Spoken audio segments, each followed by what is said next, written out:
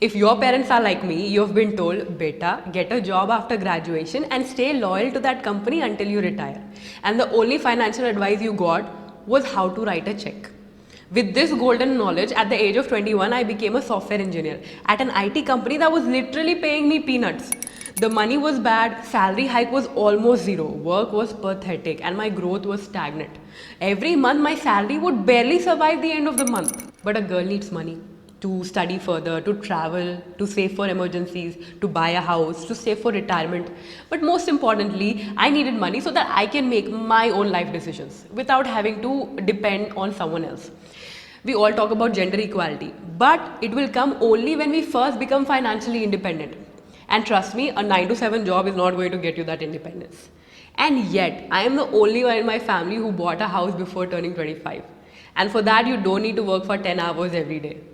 You need to make smart financial decisions. And trust me, this is something that every girl should know. Because not only will it help your career, but it also changes the dynamics of the relationships you are in. Be it mother, daughter, or wife. Because you will not be treated as a dependent anymore.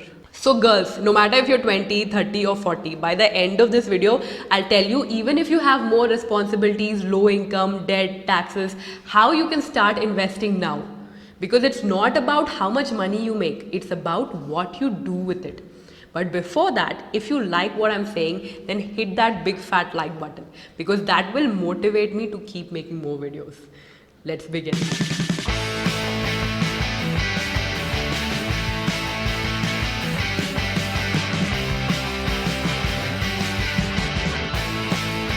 So ladies, you can spend money on two things, assets and liabilities. Liabilities are something that take money away from you. Like for example, if you have a car, you have to pay for its gas, its maintenance. It's not making you any money. So that's a liability. On the other hand, assets make money for you. For example, if you have a small apartment and people are paying you rent every month, that's an asset. If you write a blog, article or a YouTube video that's generating you revenue even after years of you creating it, that's an asset. Mutual funds, stocks, even solar panels that you install, because they will save you electricity in the future. All of these are assets. If you want to be financially independent, you need to have more assets than liabilities. Sure, you can spend money on some liabilities like an iPhone or an iPad. But before that, you should first have more money coming in than going out. So to ensure that you have more money coming in, today we're going to discuss different investment options available. And by the end of this video, as a bonus, I'll also tell you how to divide your money in these investment options so that you get the best returns and eventually you're apna ghar. Now, saving options can be divided into two categories: short term 0 to 5 years, long term 5 years and more. We are going to analyze each saving option based on three parameters. Number one, liquidity. Now, suppose you have an emergency, need money right away. Then how soon can you get that money from that investment is called liquidity. Number two, risk, which is a possibility that you might not get all of your money back. And number three, returns, which is how much can your money grow. Let's start with short term options. Now, the first short term option to save is obviously in the form of cash. Any notes that you see lying around and is yours, save it. Notes and change are available whenever you want to use it. So that makes it liquidity high. Now, the risk is low. It's not zero because somebody can still steal your cash. And returns are also zero. Why?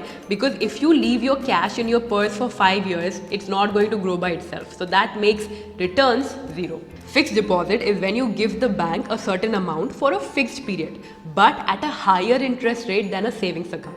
For example, SBI gives somewhere around 4% for savings account, but for a fixed deposit, it ranges anywhere between 5.75% to 6.75%. And it depends on how long are you giving your money for. Are you giving for 7 days, 6 months, 1 year? Now coming to the parameters. Liquidity is high because even if you don't want to wait for those 7 days, 6 months, 1 year, you can withdraw your money anytime you want. Risk is zero because your money is safe with the bank and the bank has to return you back your money along with the interest. And returns are low because the interest rate is around 5% to 7%. But remember, if you withdraw your money before your lockdown period, then the bank will return your money at a slightly lesser interest rate. Now there's something called as a recurring deposit, which is just like a fixed deposit. The only difference is in fixed deposit you put money just once, but in a recurring deposit you put it every month. For example, if you've decided on 500 rupees, then 500 rupees every month from your savings account will directly move to the recurring deposit amount, which is actually a great option because it instills financial discipline in you. You know that every month you have to save this much. Now, before we move on to long-term saving options, let's talk about something that's even more important, and that's health insurance. This is the first thing that you should invest in because frankly, life is unpredictable. If tomorrow, God forbid, you have an accident or you are recovering from an ailment, then you don't want to beg for money and spend the rest of your life paying that debt, which is why a medical insurance becomes extremely important. If your company does not provide it, then get one for yourself and your family. You have to pay around 5,000 to 7,000 rupees every year, which is like nothing, and you will be insured a sum of 2 to 5 lakhs to cover your medical bills depending upon the policy you take. Moving on. So far, we have discussed the short-term investment options where you work for money and then save it. But if you save for long-term, the money will start working for you. Here are your long-term investment options. What is mutual funds? Mutual fund collects money from people like us, 500 rupees from me, 500 rupees from you, and creates a money pool. A fund manager then uses this pool to invest in stocks, bonds, assets. You don't have to worry about where it is being invested because the fund manager takes care of it for a commission of 1 to 2%. Now, if you want to invest long term, this is a great option because instead of sitting idle, your money is actually doing something. You can either invest in mutual funds just once, or you can choose a SIP, systematic investment plan, where every month a fixed amount, say 500 rupees, will move from your bank account to mutual funds. Coming to parameters, liquidity is medium because it takes around 1 to 3 days for you to get your money back from mutual funds. Risk is medium. Mutual funds is subject to market risk. Read the offer document carefully before investing is correct. Mutual funds come with a little bit of risk, but as long as you do your research and invest in long term, you should be fine. And returns are also medium. On an average in the past, returns have been around 12 to 14%. If you want to know more about mutual funds, check out mutualfundssahihai.com, and if you want me to make a separate video explaining how to invest in mutual funds, then comment and let me know. Number 2, real estate. So is investing in real estate a good option? It depends. See, if you buy a house and are staying in it, then it's not an asset because it's not making you any money. But if you buy a house, put it on rent and are using that money to invest somewhere else, then it is an asset. See, buying a house in the city does not make sense because here the prices are too high, rents are low, and the city is pretty stagnant. But if you buy a house somewhere in the outskirts, then there is a possibility that if civilization moves there, then the price of that house will increase drastically. So there is a risk. It may happen, it may never happen. And if you want to buy a house, then a friend of mine, Ravi, who works in the equity market and is also pretty great at investments, says that this is something you should decide after you have turned 25 because that is when you'll have a better understanding of finance, your future plans, where you want to settle. Because it's foolish to get tied down to a home loan if you first need money to study abroad. Coming to its parameters, liquidity is extremely low because it takes more than a year to sell your house and get your money back. Risk is medium because you cannot be sure how the price of your house will fluctuate. And returns are from 0 to medium depending on whether you are staying in it or are you putting it out on rent. Clearly, house is not a great investment, but apna ghar is a sentiment that most of us have, which is the reason why the house prices have gone up drastically. So I am going to tell you how to get your dream house. But before that, the bonus part. Now that we have discussed the various investment options, I'm going to tell you how to divide your money in these investment options to get the best possible returns so that you finally have your dream education, dream vacation, and that apna ghar. This is the division. In cash, you should always have 10,000. In case you have to pay the maid or any other expenses, 10,000 is max. In your savings account, keep 50,000. In case of an emergency, you can just swipe a card and take it out. Now, how much money should you put in your mutual funds and FD? First, make a monthly expense sheet. Figure out how much money you spend every month. Say it's 50,000. Now, your mutual funds and FD together should have at least 4 months of your expenses. Why 4 months? Suppose tomorrow you lose your job. It will take around 3 to 4 months to get re-employed. And until then, you should have 3 to 4 months of expenses stored as buffer to support you. Now, only after you meet the first 3 criteria should you even think about buying a dream house. Why? I'll tell you. Now, suppose your dream house costs 1 crore. You will get a home loan for 80% of the house. 20% you will have to pay. Then there will be registration costs, interior costs that we are not even considering right now.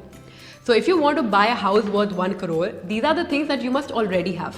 Number one, 20% of the house amount, which means 20 lakhs you should already have in the form of fixed deposit, mutual funds in your savings account. Number two, and the most important point, you should have the ability to pay EMI for those 80 lakhs, which will be roughly around 80,000 per month. I did not do any of these calculations and still bought a house before turning 25. See, we belong to a middle class family. My mother always wanted a apna ghar. So as soon as I joined job, I decided I'm going to buy my mom a house. I spent all my savings, bought a loan, and I stuck to a job I did not like for 4 more years just to repay that loan. And the worst part, it's a small house at a place far, far away because at that time, that's all I could afford. Sometimes we make foolish financial decisions, not only because we are bogged down by financial debts, but also emotional debts. So in case you're young, explain it to your parents how it's better to stay at a rented place right now and invest in a long-term plan instead of being tied to a home loan right away. At 30, I invested in a second house along with my husband. It is still not an asset because we are staying in it. But now we understand finance better. So we have our savings and the home loan is also going comfortably hand in hand. Plus, it is our dream house. We bought it after 1 year of extensive research. It's at the exact location, of the exact size, and of the exact price. So if you want to learn anything from my story, it's A, don't buy a house before turning 25. And B, invest long term in things that don't require a lot of your time, but also have a lot of earning potential. You have watched this video so far, which means you have invested your time in me, which means you like me. So make sure you subscribe to my channel and hit that bell icon because soon I'll make a video on how to save money so that you can invest at all these places. As you can see, I saved my money so that I can buy this house. I want to know what you are saving up for. Camera, education, car. Comment and let me know. I'm waiting to read your comments. Also share this video with people who have no money at the end of every month so that even they can start saving. I'm going to see you again next week. Until then, keep fighting the urban fight to be fit.